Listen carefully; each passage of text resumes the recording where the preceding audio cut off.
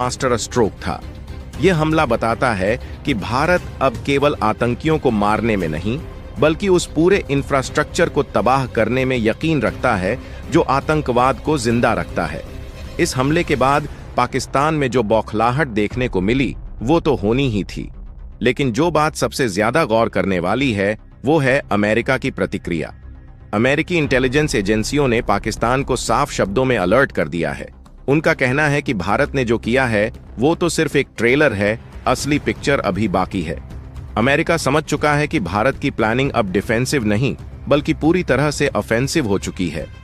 यह एक लंबे स्ट्रेटेजिक प्लान का हिस्सा है।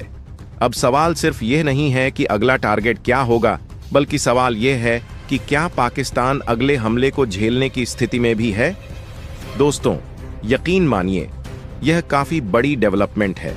जिस तरह से भारत ने अपनी रणनीति बदली है, उसने दुनिया भर के रक्षा विशेषज्ञों को हैरान कर दिया है।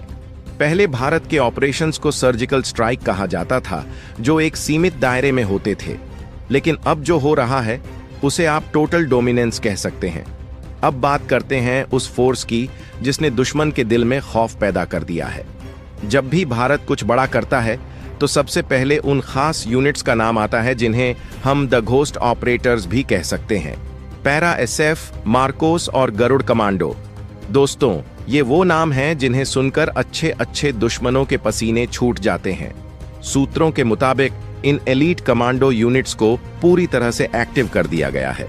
इनका एक्टिव होना इस बात का सबूत है कि भारत अब पीओके और एलओसी पर कोई चांस नहीं लेना चाहता। उत्तरी सेक्टर में तैनात सेना की 3rd, 4th और 14वीं कोर को अलर्ट मोड पर डाल दिया गया है। इसका मतलब समझते हैं आप? इसका मतलब है कि हजारों सैनिक, भारी तोपखाना और मिसाइल सिस्टम किसी भी वक्त, किसी भी आदेश पर एक्शन के लिए तैयार हैं।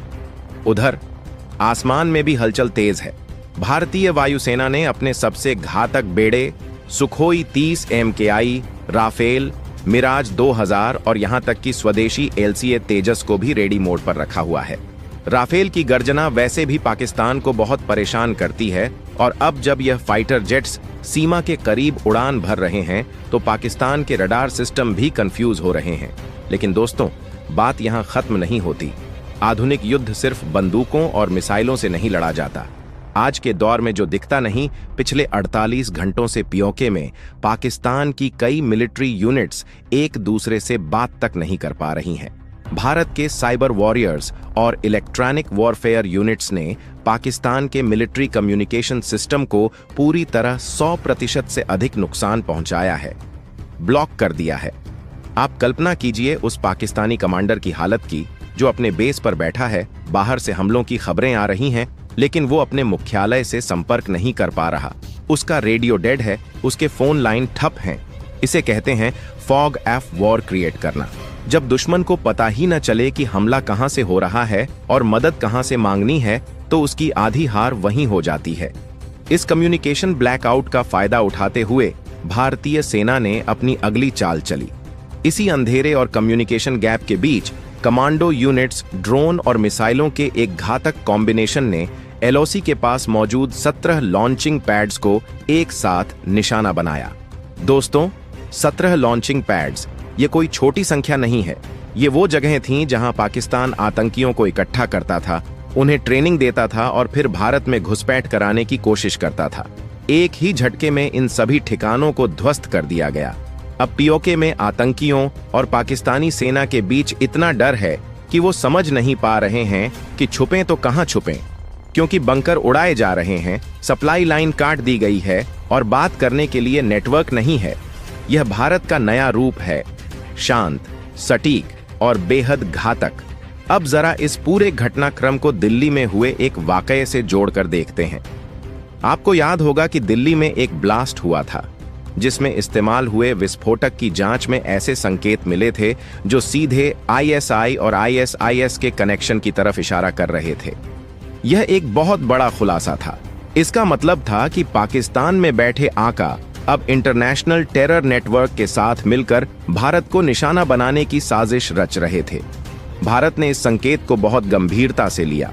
सरकार और सेना दोनों समझ गए कि अब बात सिर्फ सीमा सुरक्षा की नहीं रह गई है, यह देश की आंतरिक सुरक्षा और संप्रभुता पर सीधा हमला है। इसलिए भारत ने अब सिंगल डोमिनो यानी एक तरफ से जवाब देने की बजाय 3-pronged स्ट्रेटजी यानी 3 तरफा रणनीति अपनाई है।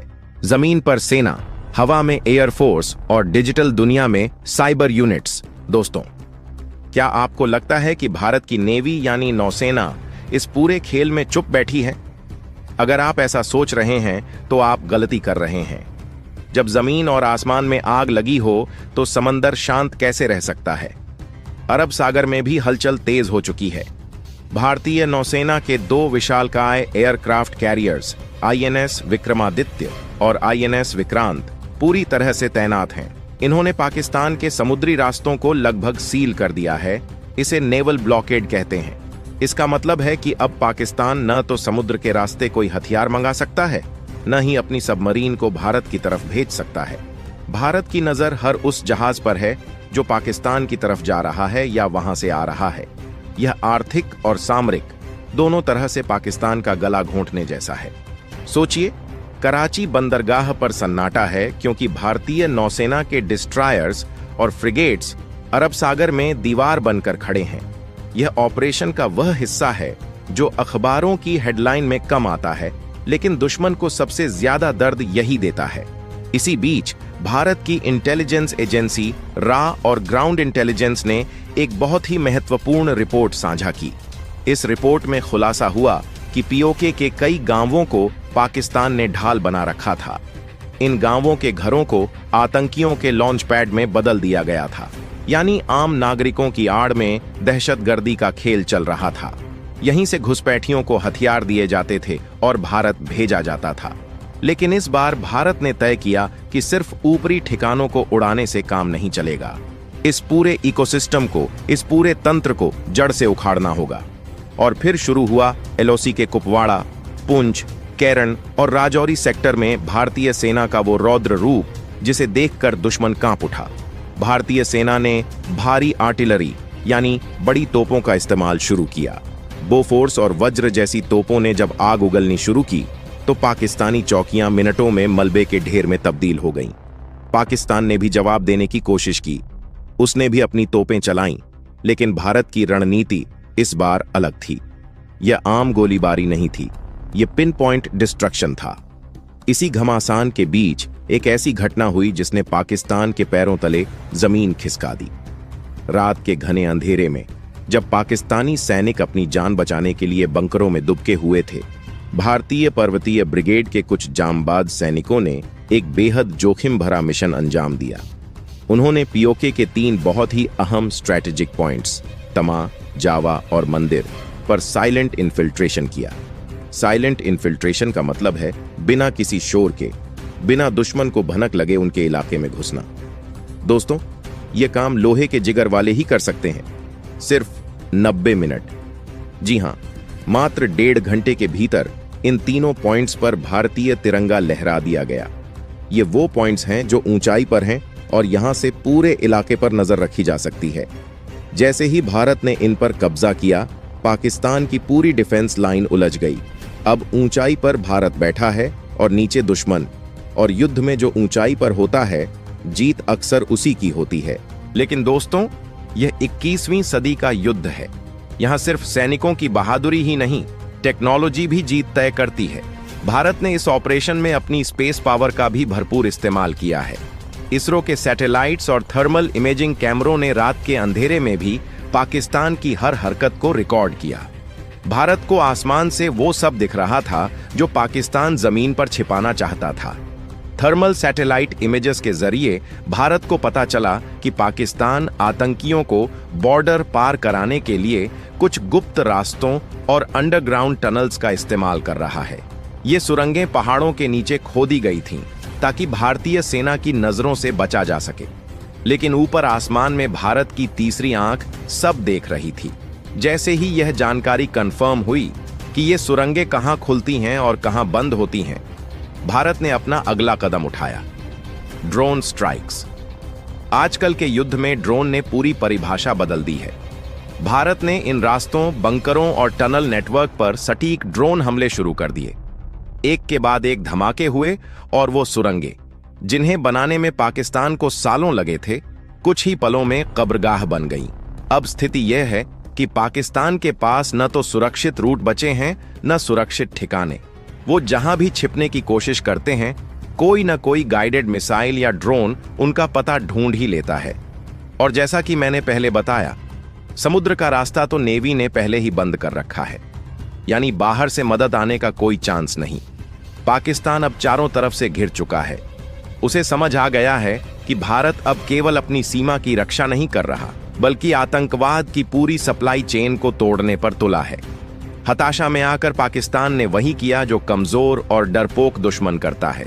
उसने ड्रोन के जरिए भारत पर हमले करने की कोशिश की। पिछले कुछ दिनों में पाकिस्तान की तरफ से ड्रोन हमलों की कोशिशें बढ़ी हैं। उनका प्लान था कि छोटे ड्रोन्स के जरिए हथियार या विस्फोटक भारतीय सीमा में गिराए जाएं। लेकिन दोस्तों, भारत की तैयारी इस बार पूरी थी। अब तक उनका एक भी ड्रोन सफल नहीं हो पाया है। भारतीय सेना के एंटी ड्रोन सिस्टम्स ने सीमा पर एक अभेद्य दीवार खड़ी कर दी है। जैसे ही कोई पाकिस्तानी ड्रोन रडार की पकड़ में आता है, उसे या तो हवा में ही जाम करके गिरा दिया जाता है या मार गिराया जाता है। सीधे शब्दों में कहें तो हवा लॉक, जमीन लॉक और समुद्र पूरी तरह सील।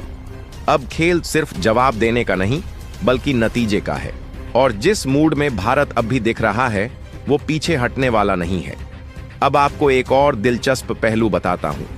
पाकिस्तान ने सोचा था कि वो अपनी चालाकी से भारत को चकमा दे देगा। उसने जम्मू कश्मीर और पीओके के इलाकों में देर रात अपने स्टेल्थ ड्रोन भेजने की कोशिश की। स्टेल्थ ड्रोन वो होते हैं जो रडार पर आसानी से नहीं दिखते और बिना आवाज के उड़ते हैं। इनमें हाईटेक थर्मल कैमरे लगे होते हैं जो रात में भी साफ देख सकते हैं।